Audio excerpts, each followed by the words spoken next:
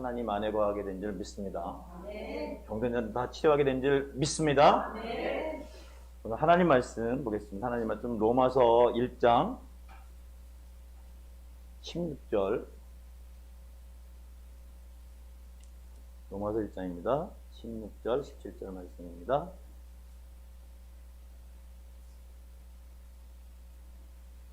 찾으셨으면 한 목소리로 같이 합독하도록 하겠습니다.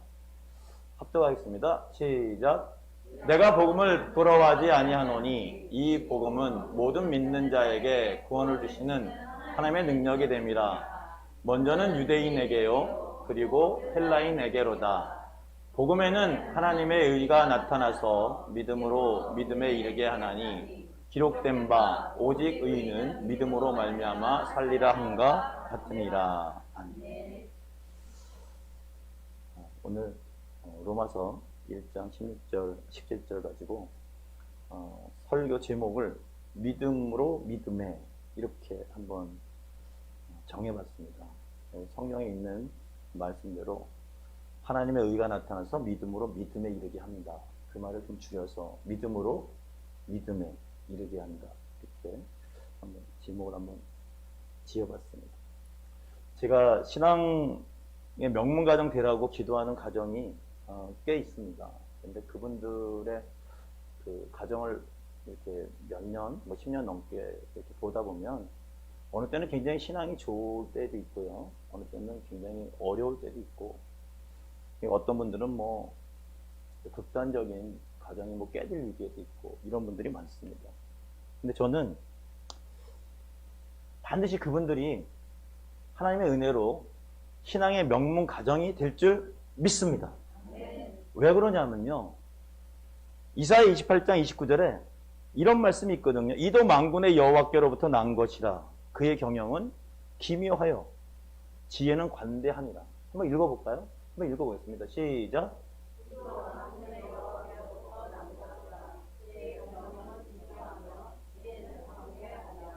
아멘. 하나님의 경영이 어떻다고요?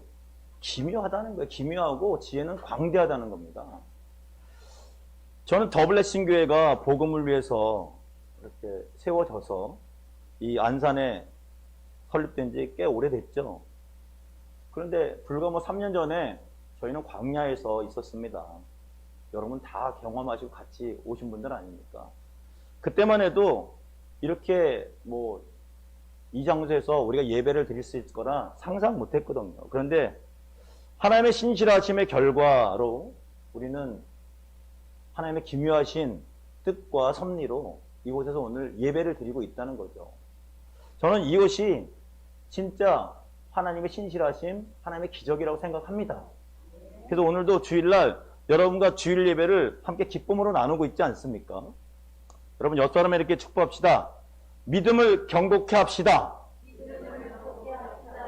신실하게 삽시다. 반드시 크게 잘 될 겁니다. 할렐루야. 오늘 그 본문은요, 우리가 잘 아는 로마서입니다. 로마서는 우리가 흔히 듣기로는 믿음으로 구원받는다, 이신칭이 그러죠. 근데 잘못 생각하면요, 이 믿음이라는 게 그냥 믿기만 하면 되나 보다 이렇게 생각할 수 있어요. 이 고린도 교회에서 바울이 쓴 게 로마서거든요. 로마에 쓴 게 아니에요. 로마 교인들에게 고린도 교회에서 바울이 쓴 게 로마서입니다. 그리고 우리 기독교인에게서 가장 중요한 교리가 거의 대부분 로마에서 나왔거든요. 로마서에서. 그래서 로마서는 갈라디아서와 더불어 굉장히 중요한 그런 교리가 나온 곳이기 때문에 굉장히 중요한 곳입니다. 근데 여러분 바울이 어디서 썼다 그랬습니까? 고린도에 썼어요. 고린도는 열정도 있고 믿음이 좋은 것 같지만 굉장히 또 잘못된 또 생각을 가지고 막 살다가 나중에 하나님만 믿으면 입으로 시인만 하면 천국에 간다 이렇게 극단적으로 생각하는 사람들도 많았던 그런 곳 아니겠습니까? 그런 곳에 있던 바울이 썼다는 거예요. 이 당시 바울이 편지를 썼던 로마 교회는요, 작은 교회가 한 5개 정도 있었고요. 그리고 예수님 승천하신 이후에 한 20년 정도 지난 AD 한 57년경 정도에 쓰여졌다고 생각합니다. 목회자가 없는 교회였어요. 그리고 열정은 있지만 어떻게 할지 모르기 때문에 바울이 고린도에서 로마 교인들에게 편지를 쓴 내용입니다. 한 번도 경험하지 못한 교회, 바울이 어떤 말을 했을까? 특별히 이 교회들마다 작은 교회지만, 적은 교회지만요, 이방인과 유대인들의 마찰이 있었고요. 그리고 예수 믿기 전의 습관이 살아있었던 그런 곳. 마치 우리들의 얘기일 수도 있어요. 이런 시기에 특별히 바울이 세계에 복음을 전하는 그런 생각을 가지고 로마 교인들에게 쓴 것이 로마서라는 거죠. 로마서는 1장부터 4장까지가 교리 중심입니다. 그리고 5장부터 마지막 16장까지는 생활 속의 교리를 어떻게 적용할까 이런 것에 대해서 써 있습니다. 특별히 로마서 10장 10절에는 이런 말이 있습니다. 사람이 마음으로 믿어 의에 이르고 입으로 신하여 구원에 이르느니라. 여러분 이 말씀 많이 들어보셨죠? 한번 함께 따라해 보세요. 사람이 마음으로 믿어 의에 이르고 입으로 시인하여 구원에 이르느니라. 전도할 때 이거 정말 많이 쓰잖아요. 그래서 예수 처음 들어본 사람한테 막 설명하고 사형리 얘기하고 이호 얘기하고 전도 폭발하는 사람들 이것 해놓고 많은 사람들 영접시키고 내가 오늘 굉장히 많은 일을 했다 이렇게 생각을 합니다. 그런데 저는 대학에서 강의하다가 이 말씀 가지고 전도 폭발, 전도하는 많은 분들을 봤어요. 무려 전도율이요 90% 이렇게 됩니다. 다 영접하니까. 왜 영접하냐면 주는 거 굉장히 많아요. 1대1로 하면은 이것 주고 저것 주고 저것 주고 하니까 다 따라합니다. 그래서 영접률 보면 나중에 90% 이상 나와요. 근데 그들 모두가 다 구원받았을까? 그렇지 않다는 거죠. 절대 그렇지 않습니다. 왜냐? 사람이 마음으로 믿어 의에 이른다고 했지 않습니까? 입으로 시인한다 그랬지 않습니까? 입으로 시인한 건 확인할 수 있어요. 근데 마음으로 믿는지는 절대 알 수 없다는 거죠. 그 이후에 교회 영접, 교회 다니는 사람 통계에 보면 정말 형편없는 수치가 나옵니다. 그런 의미에서 우리가 무작정 로마서가 믿음에 대한 얘기만 한다. 입으로 하나님을 믿는다고 하면은 구원받는다. 이것은 실생활하고는 전혀 맞지 않는 이야기일 수도 있다는 거죠. 저는 이런 경험이 있기에 로마서를 다시 보니까 새롭게 다가오는 부분이 있었습니다. 결코 믿음이라는 것이 가볍게 예수 그리스도 믿는다는 내용이 아니라는 거죠. 오늘 로마서에 로마 교인에게 보낸 고린도에 있는 바울도요. 우리가 흔히 말하는 쉽게 정말 입으로 시인만 하면 구원받느냐? 그렇지 않다고 얘기를 합니다. 우리 1장부터 한번 자세히 한번 볼게요. 1장부터. 자, 1장부터 4절까지 한번 먼저 보겠습니다. 로마서 1장 1절부터 4절까지 한번 쭉 한번 읽어보겠습니다. 시작.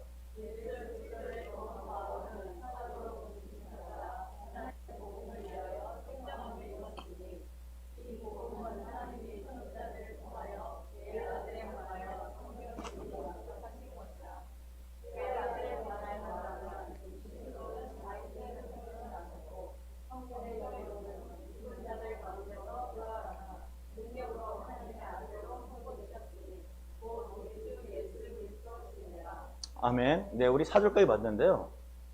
여러분, 믿음이라는 것이 무엇일까요? 복음을 믿는 겁니다, 복음. 그럼 복음이라는 게 뭘까요? 오늘 나왔지 않습니까? 1장 2절 볼게요.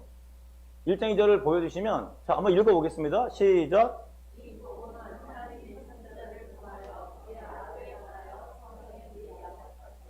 자, 복음이 뭐라고 되어 있습니까? 선지자들을 통해서 하나님이 계속 성경에 미리 아들에 대해서 기록한 것, 약속하신 것 아닙니까? 그래서 요한복음에 보면 하나님이 육신이 되어서 이 땅에 성육신하셔서 오신 것이 예수 그리스도라고 이렇게 기록되어 있잖아요. 말씀이 육신이 되었다. 그리고 뭐 십자가에 달려 돌아가시고 뭐 다. 그래서 요한복음 3장 16절에 하나님이 세상을 이처럼 사랑하사 독생자를 주셨으니 있는 저를 믿는 자마다 멸망치 않고 영생을 얻게 하려 하심이니라. 여러분, 믿음은 복음을 믿는 겁니다. 복음은 그러면 뭘까요? 복음은 예수 그리스도라고 얘기할 수 있죠. 왜냐하면 오늘 4절까지 쭉 3절 4절 다시 한번 읽어볼게요. 읽습니다. 시작.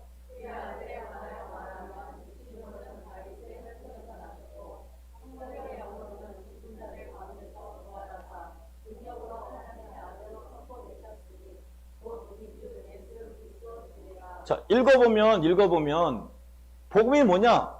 예수 그리스도예요. 여러분 인정하십니까? 그러면 복음적 예수 그리스도를 믿으면 어떤 일이 일어나나요? 로마서 1장 16절을 보겠습니다. 1장 16절. 오늘 읽었던 말씀 로마서 1장 16절 읽습니다. 시작.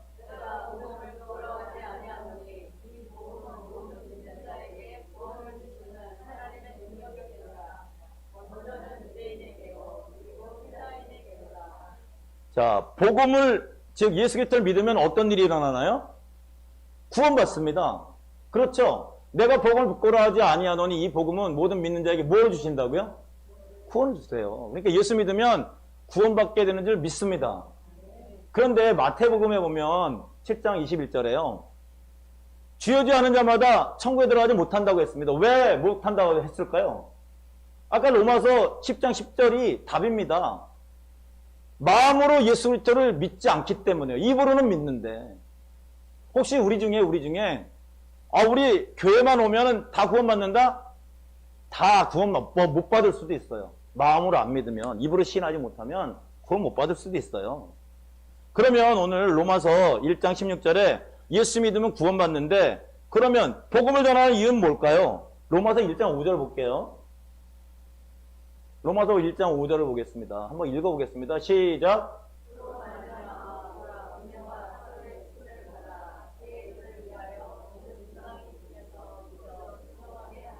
아까 1장 4절까지 복음에 대해서 예수 그리스도에 대해서 계속 얘기했지 않습니까? 근데 복음을 전하는 이유가 뭐냐면 믿어 순종하게 하나님.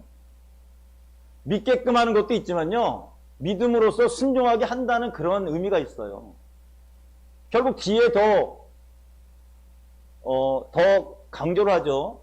순종하게 하기 위해서. 여러분 지난주 설교 생각나십니까? 아브라함이 하나님의 선택을 받은 하나님의 은혜로요. 하나님의 자녀가 됐습니다. 그래서 하나님이 내 본토 친자 아비 집을 떠나서 내가 내게 지시할 땅으로 가라고 했습니다. 왜? 이름을 창작케 하고 자손을 많게 하고 너는 복이 될 거다.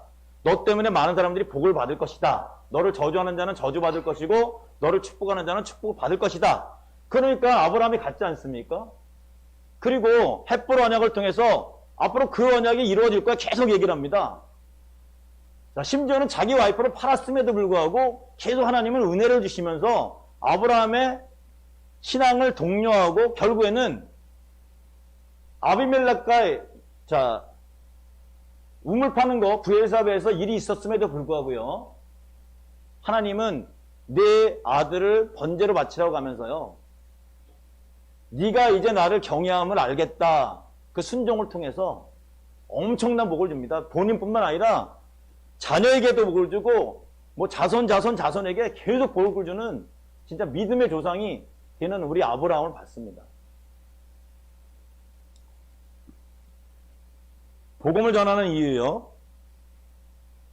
믿기도 하지만 순종하게 하기 위해서 복음을 전한다는 거죠. 로마서 1장 17절을 볼까요? 오늘 이제 주제 말씀입니다. 로마서 1장 17절. 자, 읽습니다. 시작.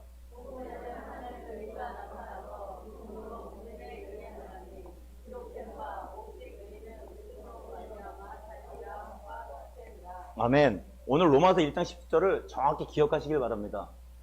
복음에는 뭐가 나타났다고 되어 있습니까? 하나님의 의.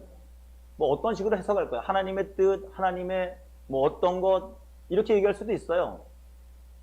그런데 하나님의 의가 나타난다는 거예요. 복음에는 누구? 아까 복음이 뭐라 그랬습니까?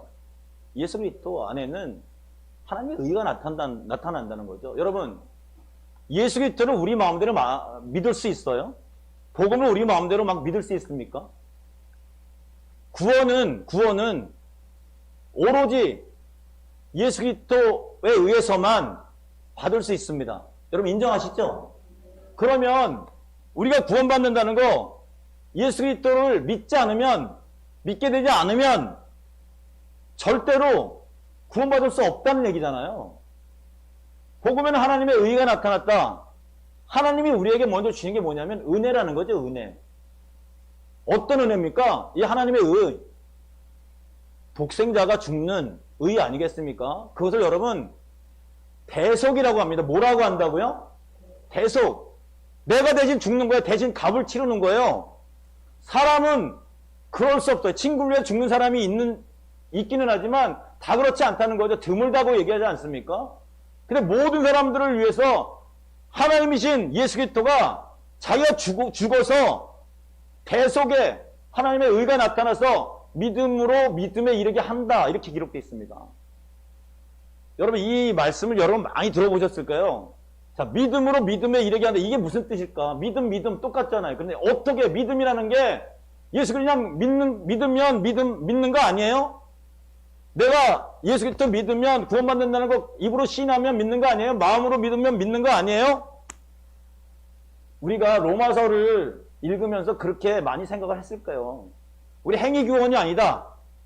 믿음 구원이다. 우리의 행위하고 상관이 없다. 그런데 로마서를 가끔 읽어보면요. 다시 읽어보면요. 믿음에도 정도가 있다는 거죠. 여러분 마태복음 8장에 보면 예수님이 제자들과 갈릴리 바다에 갑니다. 근데 파도가 치잖아요. 그때 예수님의 제자들이 큰일 났다면서 막 예수님 깨우지 않습니까? 예수님 우리 죽겠어요. 8장이죠. 그때 예수님 일어나시면서 뭐라고 하십니까? 믿음이 큰 자야 작은 자야? 작은 자들아 왜 두려워했느냐 그러지 않습니까? 믿음이라는 게요. 일정하지 않아요. 크고 작고가 있습니다. 이게 예수님이 하신 말씀이에요. 오늘 로마서도 보면 자 어떤 믿음 가지고 우리가 구원을 받느냐 그리고 어떤 믿음 가지고 우리가 신앙생활을 하느냐 여러분 코로나 바이러스가 창궐한 이 시대에 기독교에 대한 평가는 아주 밑바닥입니다. 드라마 보면 기독교 안 나와요. 교회 안 나옵니다. 성당으로 다 분명히 건물은 교회 건물인데 성당으로 나오는데 되게 많아요. 심지어는 절이 나옵니다. 왜 그럴까요? 그만치 믿음 있는다고 얘기를 하는데 그 믿음이 진짜냐 가짜냐 한마디로 얘기하면 가짜 믿음 가지고 우리가 사는 거예요. 그렇기 때문에 세상에 짓밟히는 소금이 될 수도 있다는 거죠. 여러분 우리가 하나님 말씀에 거해야 될 때 믿음이 올바른 길을 가게 될 줄 믿습니다. 자, 다시 한번 로마서 1장 17절로 한번 읽어볼게요. 시작.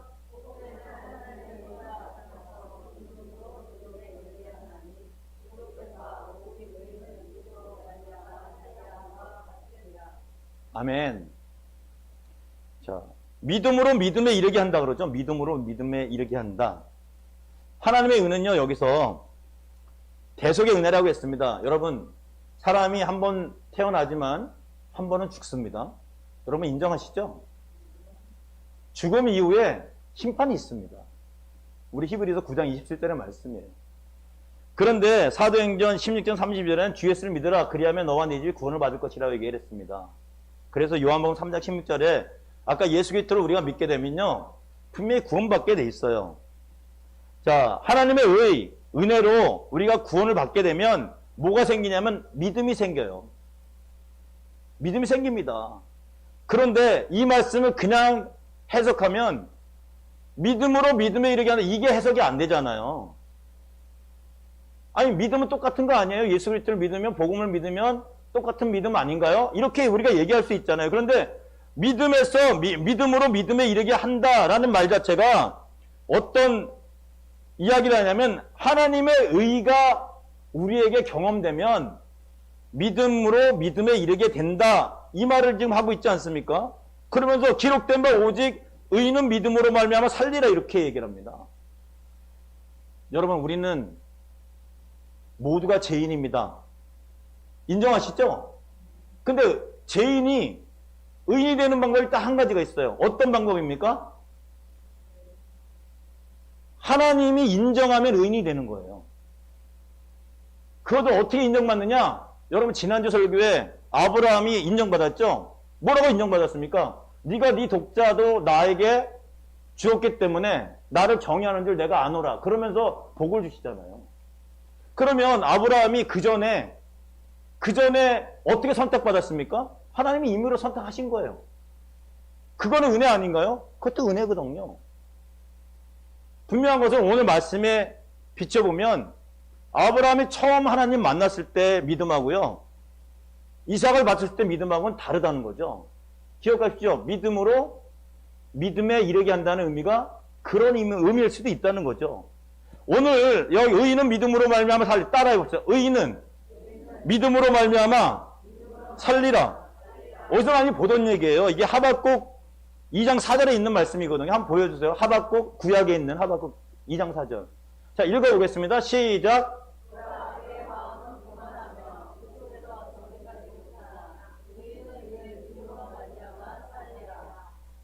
아멘. 여기서 신약을 보다 보면 구약에서 많이 이렇게 말씀을 따오지 않았습니까? 여러분, 그러면 이런 걸 한번 생각해 보셔야 돼요. 내가 어떤 사람의 말을 인용한다. 그러면 인용하는 사람 뭔가 좀 비슷한 걸 얘기하려고 인용하잖아요. 그렇지 않습니까? 어떤 상황을 얘기하다 보면 하박국을 왜 얘기했을까? 하박국은 예수님 오시기 전에 한 600년 전의 이야기예요. 그때 되면 어떤 얘기가 있었습니까? 아시리아에 의해서 북이스라엘이 망하고요. 그렇죠? 그리고 이제 이스라엘이 망해가는 그런 상황이죠. 망했죠. 87년이 넘어갔으니까 600년 정도, 607년 정도 됐으니까. 그때 하박국 선지자가 이렇게 얘기를 합니다. 1장, 하박국 3장까지 있어요. 1장에 뭐라 그러냐면, 하나님, 도대체 우리가 지금 힘들어서 폭력이 난무하고 이스라엘 백성들이, 하나님이 선택한 이스라엘 백성들이 죽겠다가 아우성치는데 왜 응답을 안 하시는 거예요? 1장에 보면 그렇게 돼 있어요. 두 번째, 그리고 왜 우리를 하나님의 자녀로 가면서 극악무도한 바벨론 밑에 우리가 있게 하는 거예요? 이게 하박국 선지자의 불평이면 불평입니다. 1장에 이렇게 돼 있어요. 그때 하나님이 2장에 응답하세요. 기다려봐라. 내가 기다리면 다 처리할 것이다. 그래서 하박국 2장 3절을 한번 보여주세요. 우리 2장 4절 봤죠? 2장 3절 한번 볼 수 있을까요? 이 묵시는 정한 때가 있나니 그 종말이 속히 이르겠고 결코 거짓되지 아니하리라. 비록 더딜지라도 기다리라. 지체되지 않고 반드시 응하리라. 하나님의 말씀이에요. 자, 한번 읽어보겠습니다. 시작.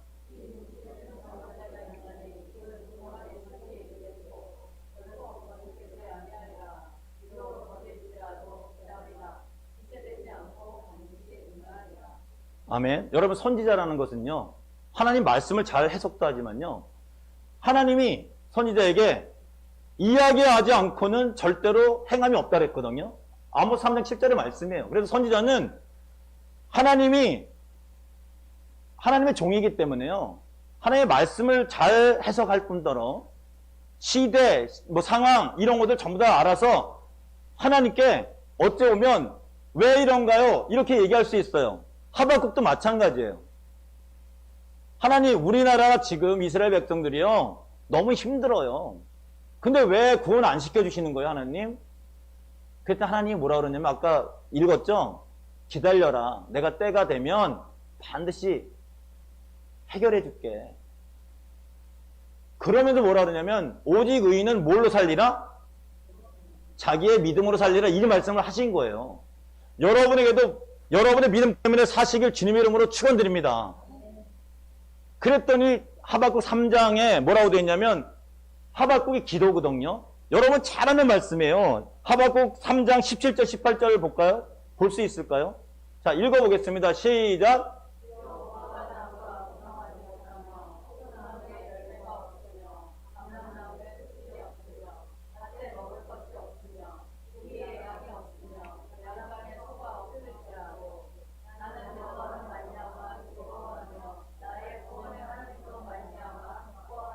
아멘. 하박국 선지자가 아니 이스라엘의 무화과나무, 포도나무, 감람나무 하면요 최고의 농작물이거든요. 아무것도 없어요. 열매도 없고 무성치도 않고 소출도 없고 먹을 것도 없고 양도 없고 우리의 양도 없고 외양간에 송아지도 없어요. 아무것도 없는데 자기는 여호와 때문에 기뻐한다는 거예요. 이 고백을 할 수밖에 없는 게 뭐냐면 뭐 때문에 고백했다고 여러분 생각하세요? 아까 읽었던 하박국 2장 3장 기다리면 응할 것이다. 그리고 의인은 그의 믿음으로 살 것이다. 이 사람이 신앙이 있는 사람이었어요? 없는 사람이었어요? 있는 사람이었어요. 선지자니까. 근데 하나님이 약속을 주셨지 않습니까? 그리고 지나온 많은 것들이 이루어진 걸 봤으니까 이 사람에게 뭐가 생겼냐? 끝까지 하나님이 하실 거라는 신실한 하나님을 믿는 믿음이 생겼던 거예요. 그러니까 아무것도 없는데, 상황은 아무것도 없는데도 뭐 때문에 기뻐합니까? 여호와 때문에 기뻐한다는 거죠. 여러분 옆 사람에 축복합시다. 여호와 때문에 기뻐합시다. 코로나 시대에도요 정말 힘들 거예요. 여러분들 뭐 먹고 사는 것도 힘들고 사업도 힘들고 질병 때문에도 힘들고 교회 전도는 다 문 닫혀 있습니다. 노방전도 꿈도 못 꿉니다. 새벽기도도 할 수가 없어요. 눈치 보기 때문에. 예배도 뭐 사람들도 지오면서 이렇게 20명 30명 드리지 않습니까? 그런데 하나님은 이런 와중에도 뭐 어떤 말씀하시냐면 하박국 선지자의 말을 빌리면 내가 기간 내에 늦지 않게 응답해 줄 것이다. 이렇게 말씀하신 줄 믿습니다. 그러면서 의인은 자기의 믿음으로 살리라. 할렐루야. 여러분 오늘 이 하박국 2장 4절의 말씀이요. 의인은 자기의 믿음으로 살리라. 자, 그의 믿음이 뭐냐 이거죠. 우리가 말하는 그냥 흔한 예수 그리스도 믿는다는 믿음인가요? 여러분 이게 여기에 히브리 말은요 에무나라는 말이에요. 에무나. 그래서 이게 어떤 뜻이냐면 견고히 지키다, 끝까지 버티다 이런 뜻이 있어요. 희한하게 구약에 요 단어 에무나라는 단어가 거의 뭐 굉장히 많이 기록이 되어 있는데 대부분 어떻게 번역이 되냐면 믿음이라고 기록이 안 돼 있어. 믿음이라고 번역이 안 돼 있고 신실한 이렇게 돼 있어요. 신실한. 여러분 성경에서 신실하다는 의미는 뭐냐면요 하나님 믿고 끝까지 견디는 거 버티는 거를 신실하다고 그러거든요. 우리가 세상적인 뭐 국어사전 의미는 뭐 착하고 믿음이 있고 신실하고 성실하고 이런 얘기를 할 수 있지만 성경에서 얘기하는 신실함은요 하나님의 약속을 믿고 끝까지 견디는 것 이것이 신실하다는 거죠. 자 오늘 그의 믿음으로 말미암아 살리라 이런 얘기입니다. 의인이 누굽니까? 하나님이 구원하기로 약속된 자, 선택된 자 또는 하나님께 인정받은 자. 죄인이지만 죄인이 아니라고 하나님이 인정해준 자. 바로 여러분과 같은 사람이 의인인 줄 믿으시길 바랍니다. 근데 그 의인이 뭘로 사느냐? 그냥 사는 게 아니라 뭐가 있어야 돼요? 하나님이 끝까지 해주실 거라는 확신을 가진 신실한 믿음이 있는 사람만이 살게 된다는 거죠. 어렵습니까? 코로나 바이러스 이 시대에 어렵습니까? 병 때문에 어렵습니까? 사업 때문에 어렵습니까? 인간관계 때문에 어렵습니까? 뭐 때문에 어렵습니까? 어려워도 하나님이 기간 내에 늦지 않게 응답해 주시는 걸 여러분 믿으십니까? 시험도 때가 있는 것이죠. 그죠? 하나님이 함께 하시면 분명히 하나님의 은혜가 넘치게 될 줄 믿습니다. 이스라엘 백성들이요 이런 상황에서 결국 나중에는 고레스 칙령이라는 걸 통해서 다시 돌아오지 않습니까? 그 무시무시한 사람을 통해서 하나님이 이스라엘을 돌아오게 하세요. 그래서 제가 서두에 하나님은 기묘자라고 말씀하신 겁니다. 사람이 생각하지 할 수 없는 그런 방법으로 하나님이 일을 하시고 경영하시기 때문에 때로는 여러분 상황 속에 어려움이 있을지라도 절대로 포기하지 마시고 하나님을 믿는 신실한 믿음이 생기길 주님의 이름으로 축원드립니다. 옆 사람에게 이렇게 축복합시다. 끝까지 견뎌냅시다. 여러분 이 하박국 2장 4절에 그 믿음이란 그 문구를 따왔다면 지금 말하고 있는 로마서에서도 특별히 뭐 고린도 교회나 로마 교회나 똑같은 경우가 생기겠죠. 여러분, 우리가 세계 역사를 보게 되면 바울이 이 편지를 보낼 때는 기독교가 국교로 인정도 받지 않았어요. 저희는 지금 예수 믿는데 제약이 없잖아요. 모이는 것만 제약이 있지, 우리가 예수 믿는다고 잡아 죽이지 않지 않습니까? 근데 이때는 그렇지 않았어요. 걸리면 죽을 수도 있습니다. 그런 상황에서요, 오늘 하박국 2장 4절에 의인은 무엇으로 산다? 믿음으로 산다. 그 믿음이 뭐냐? 끝까지 하나님의 은혜를 기대하는 신실함이었다는 거죠. 여러분, 성경에는 믿음에 대해서 이 믿음과 똑같다 이렇게 얘기하지 않습니다. 절대로 그렇게 얘기하지 않습니다. 신실한 믿음, 그리고 하나님의 은혜로 받은 믿음, 작은 믿음, 큰 믿음 분명히 있다고 얘기를 합니다. 역대하 20장 20절 볼게요. 아까 신실함이 견고함이라고 그랬지 않습니까? 에무나가 견고함이다. 어떤 견고함인가? 한번 읽어볼게요. 자, 시작.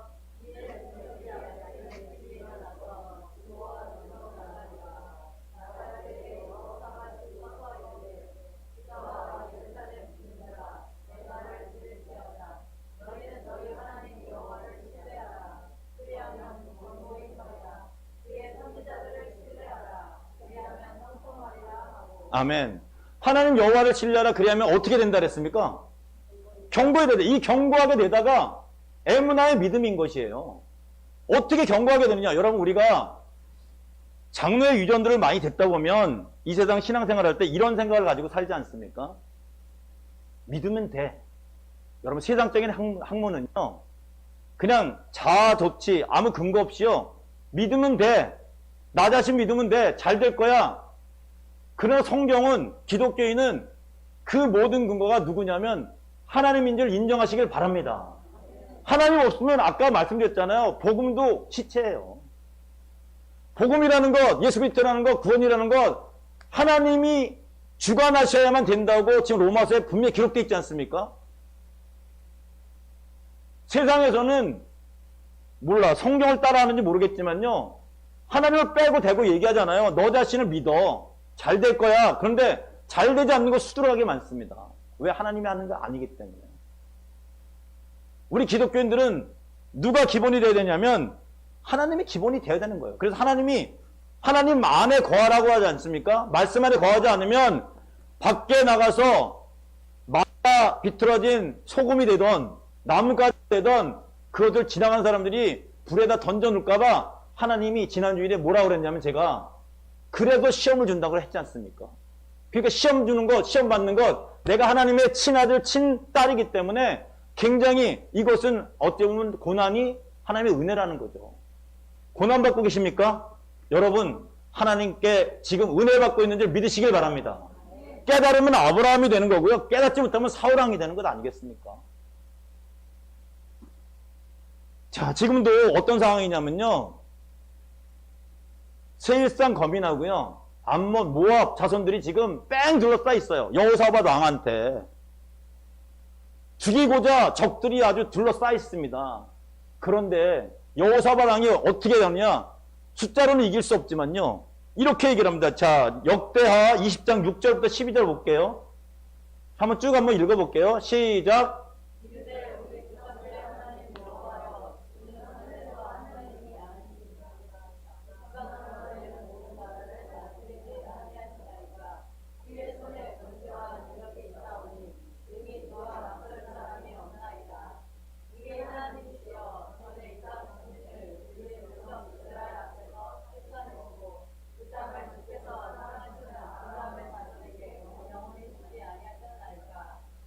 그들이 이 땅에 살면서 주의 이름을 위하여 한 성소를 주를 위해 건축하고 이르기를, 만일 재앙이나 난리나 변책이나 전염병이나 기근이 우리에게 임하면 주의 이름이 이 성전에 있으니 우리가 이 성전 앞과 주 앞에 서서 이 환난 가운데에서 주께 부르짖은즉 들으시고 구원하리라고 하셨나이다.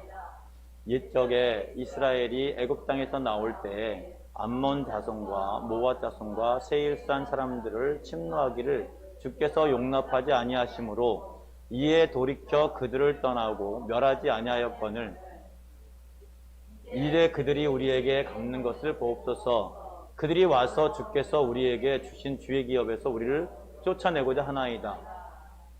우리 하나님이여 그들을 징벌하지 아니하시나이까? 우리를 치러 오는 이 큰 무리를 우리가 대적할 능력이 없고 어떻게 할 줄도 알지 못하옵고 오직 주만 바라보나이다 하고.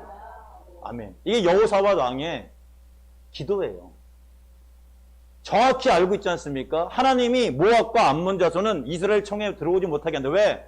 출애굽할 때 뒤에서 막 치고 연약한 사람들 막 죽이고 했기 때문에. 그리고 출생 자체가 하나님이요. 누구의 자손입니까? 롯의 자손이잖아요. 그 딸과의 사이에서 나온 그런 것을 하나님이 안 좋게 보셨어요. 그래서 절대로 이스라엘 읽을 수 없다고 얘기를 하지 않습니까? 그들이 쳐들어옵니다. 여호사밧 왕이 하나님 말씀 가지고 하나님 도와주시옵소서. 그래서 결국 어떻게 됐냐? 이겼습니다. 이길 수 없는데도 불구하고 하나님의 능력으로 이겼다는 거예요. 여러분, 여기서 여호사밧 왕이 필요한 게 뭐였을까요? 신실한 믿음인지를 믿으시길 바랍니다. 그 신실한 믿음은 근거가 누구라고요? 하나님이세요. 우리가 이 세상에서 그냥 근거 없는 자신감으로 그냥 막연히 잘 될 것이다. 막연히 믿으면 천국 갈 것이다. 교회만 오면 아니란 얘기죠. 주여 주여 하는 자마다 천국에 들어가지 못합니다. 하나님 나라는 먹는 것과 입는 것이 아니라 성령 안에서 의와 평강과 실학인 줄 믿으시길 바랍니다. 하나님과의 관계가 절대로 정립이 안 되고는 하나님 나라에 있을 수 없어요. 근데 우리는 근데 교회 건물 들어가서 예배 드리면 되나 보다. 누구에게 예배 드리는 걸까요? 점검해 보셔야 됩니다. 점검해 보셔야 됩니다. 분명한 것은 하나님이 우리에게 처음에 은혜로서 믿음을 주신다는 거죠. 그러나 좀 더 신실한 믿음, 믿음으로 믿음에 이르게 한다는 의미는요, 하나님의 의, 하나님의 기적, 하나님의 은혜 없이는 절대로 이루어질 수 없다는 것을 여러분 기억하시길 바랍니다. 내가 하나님의 은혜로 지금 하나님의 사람이 됐다면 이제 이 세상에서 신앙생활 잘하기 위해서는 뭘 받아야 되냐? 또 믿음으로 가는, 믿음에 이르게 하는 그런 은혜를 계속 받아야 된다는 거죠. 그러기 위해서는 우리가 해야 할 일이 뭐냐면 하나님에 대해서 아는 거예요. 하나님 말씀에 대해서 더 아는 것 아니겠습니까? 오늘 여호사밧 왕처럼 알아야만 면장을 하는 겁니다. 어떤 고난이 역경이 왔을 때 그것을 차단할 수 있는 담이 생기는 게 면장 아니겠습니까? 방어할 수 있는 무기가 되는 것 아니겠습니까? 하나님에 대해서 모르면서 들은 얘기 가지고 하나님 내가 공부도 안 했는데 무조건 뭘 해주세요. 학교 이건 진짜 근거 없는 얘기란 얘기죠. 진짜 하나님의 영광을 위해서 우리가 쓰임받는 믿음의 도구가 되기 위해서 어떤 하나님의 음성을 들었다든지 하나님 말씀의 근거에서 사업을 한다든지 뭐가 있으면 정말 하나님이 고쳐주신다는 해결해 주신다는 그의 믿음, 신실한 믿음, 끝까지 가는 믿음, 그거 가지고 이 어려운 시기를 이겨내시길 주님의 이름으로 축원드립니다. 히브리서 11장 17절 19절 볼게요. 자, 한번 읽어보겠습니다. 시작.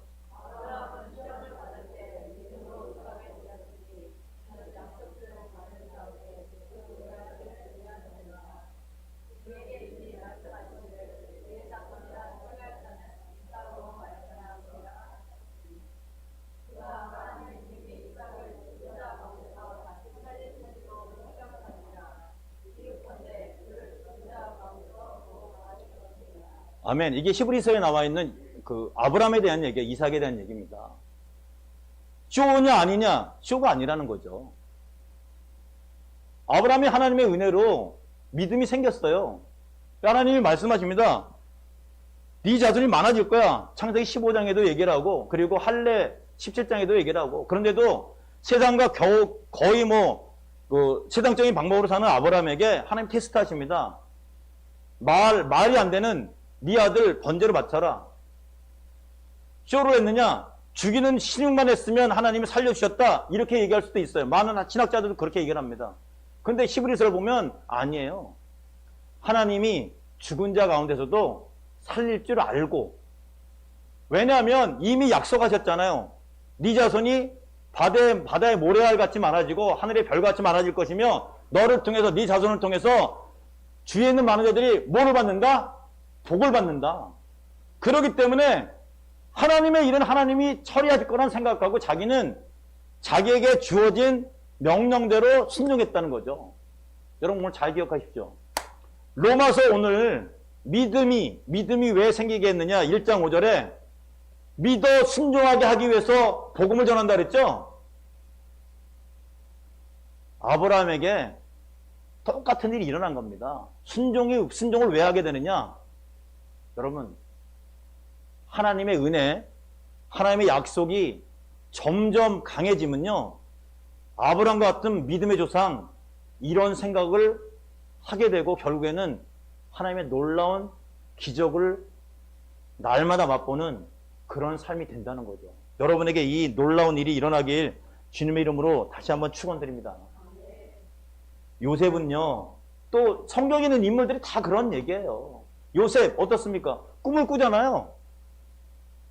그 꿈 보면 엄마 아버지도 나한테 절을 하고 형제들은 다 절하고, 자, 세계 다스릴 수 있는 사람이 되는 거예요. 그 당시 세계 최고의 국가였던 애굽. 근데 그 과정은 여러분 잘 아시잖아요. 형들이 죽이려고 했다가 루벤과 유다의 만류로 팔려나갑니다. 애굽으로. 거기서 보디발 안에 만나게 되죠.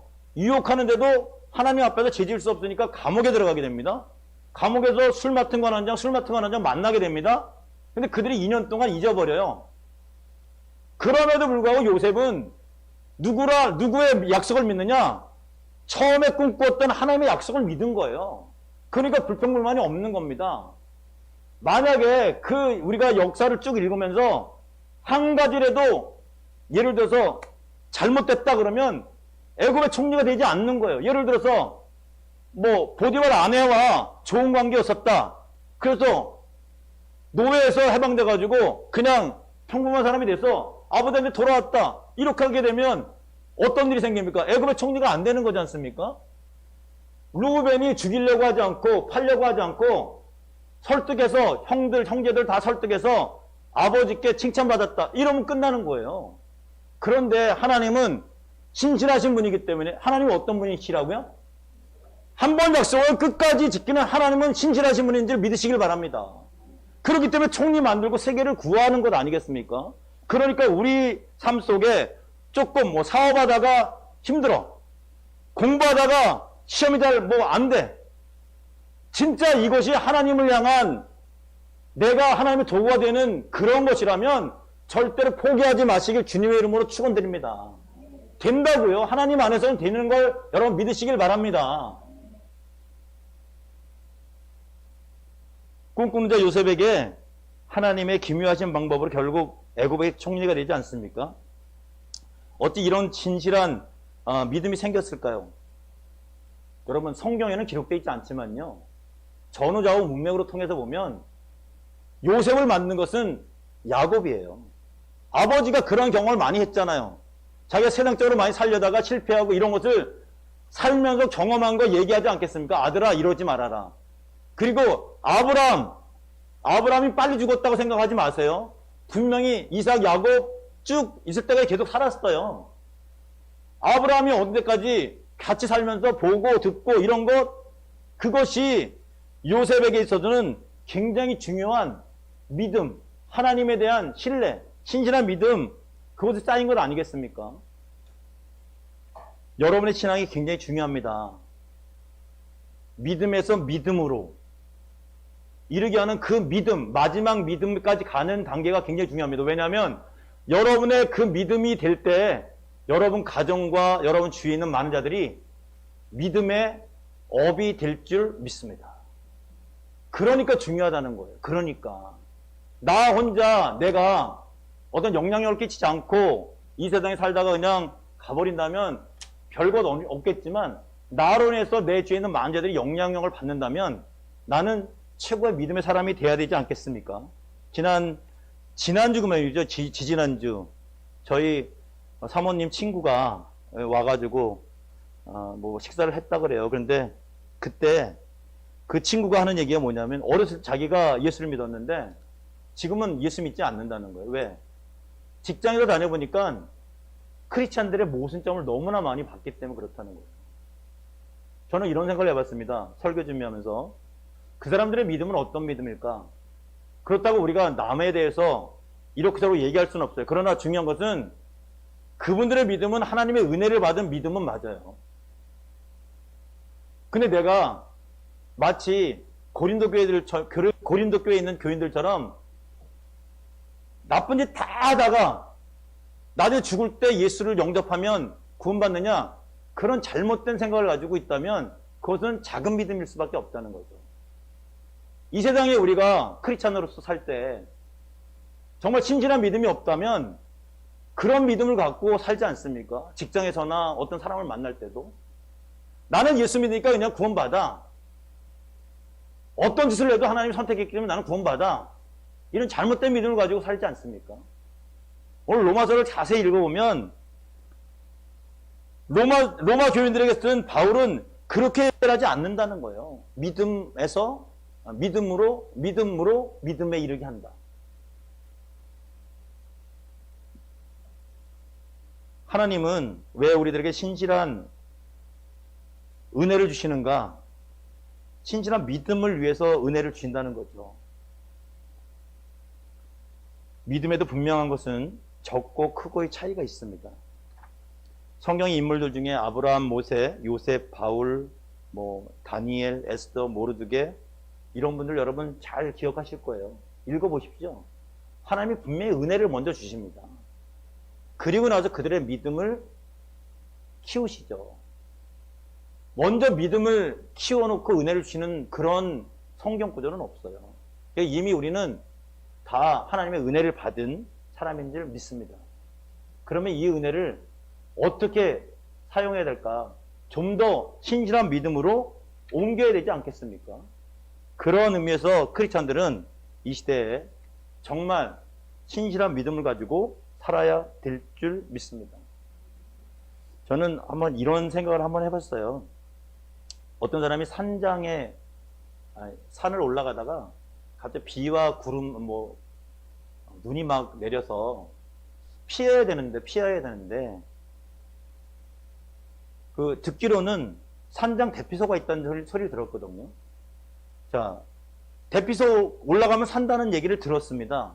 근데 비와 눈이 왔을 때 움직이지 않고 그냥 가만히 있으면 누군가가 나를 구해주겠지. 그러면은 그 사람 살 수 있을까요? 살 수 없습니다. 이론적으로 믿는다는 것, 그럴 수 있어요. 우리가 머리로는 그렇게 생각할 수 있습니다. 그런데 그것을 행함이 없다. 그것은 구원받을 수 있는 것이 아니죠. 그래서 여러분이 잘 아는 신명기 6장 4절 5절의 말씀인데요. 이스라엘 유대인들이 가장 많이 그 가슴에 닿고 하는 얘기가 있지 않습니까? 이스라엘아 들으라. 쉐마라 그러죠. 이 듣는다는 의미가 마음판에 새기고 갈 때마다 다 새기고 결국 행함이 있는 그런 들음이거든요. 그래서 마태복음 22장 37절 40절에도 힘을 다하고 뜻을 다하고 목숨을 다해 주 너의 하나님을 사랑하라. 그리고 내 이웃을 내 몸같이 사랑하라. 이것이 율법의 선지자다. 이렇게 말씀하고 있는 겁니다. 힘을 다해서 뜻을 다해서 목숨을 다해서 하나님을 사랑하는 방법, 신실한 믿음 없이는 절대로 불가능하다는 거죠. 여러분 이미 여러분은 하나님께 큰 은혜를 받은 믿음의 사람인 줄 믿습니다. 이제 한 단계 높여서 신실한 믿음까지 이르는 여러분 되시길 주님의 이름으로 다시 한번 부탁드립니다.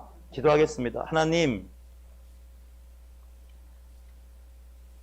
오늘 하박국 선지자에게 주셨던 말씀을 로마서를 쓴 바울은 고린도에 있으면서 로마 교인들에게 인용을 합니다. 그 믿음이라는 것이 어떤 것인가? 결론은 큰 믿음이라는 겁니다. 큰 믿음. 우리는 믿음이라고 하면 다 똑같은 믿음이라고 착각할 때가 있습니다.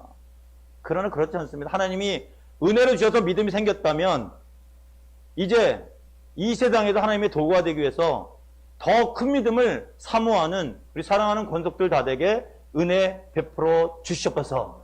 더블레싱 교회 더 큰 믿음을 가진 우리 사랑하는 권속들 때문에 정말 신명나고 세상이 살기 좋은 세상이 되게 은혜를 더하여 주시옵소서. 그 기준은 언제나 하나님인 줄 믿습니다. 하나님이 기묘하시기 때문에 그 기묘한 하나님 믿고 신실하게 끝까지 견디는 우리 사랑하는 권속들 다되게 은혜를 더하여 주시옵소서. 이 모든 말씀을 우리 주 예수 그리스도 이름으로 기도드렸습니다. 광고 말씀드리면요, 우리가 중보기도 했던 우리 김신환 권사님이라고요.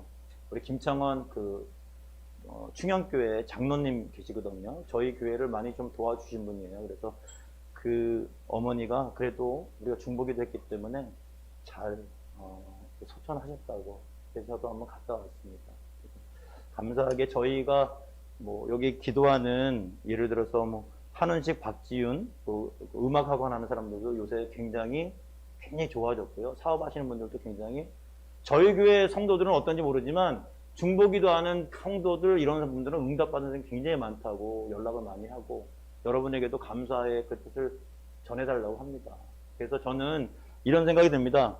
분명히 우리가 전도할 때도 전도하면 분명히 다른 곳에서로도 하나님이 사람을 보내주는 것처럼 다른 성도들, 다른 교회의 성도들이 정말 응답받고 이렇게 좋은 일이 있다면 반드시 우리에게도 좋은 일이 일어나게 될 줄 믿습니다. 포기하지 마시고 열심히 중보 기도해 주시길 주님의 이름으로 다시 한번 부탁드립니다. 자, 그리고 10월 31일 우리가 종교개혁주일이거든요. 그날이. 종교개혁 아시죠? 그래서 저희가 오후 예배를 2시에 이제 드릴 생각이에요. 오후 예배를 부활할 예정입니다. 그래서 주일학교 학생들 지금 못 나오잖아요. 청년들 못 나오는 사람, 그리고 성도들 못 나오는 사람들을 놓고 그날 다 이제 어떻게 될지 모르겠어요. 그러나 여러분의 중보기도가 필요합니다. 그래서 반드시 오후 2시 예배를 부활시킬 거니까 기도해 주시고요. 그리고 아마 그 코로나 이게 이제 저희가 11월 1일부터 다니엘 기도를 하잖아요. 다니엘 기도 저녁에 하기 때문에 아마 새벽 기도를 못 할 거예요. 같이 해도.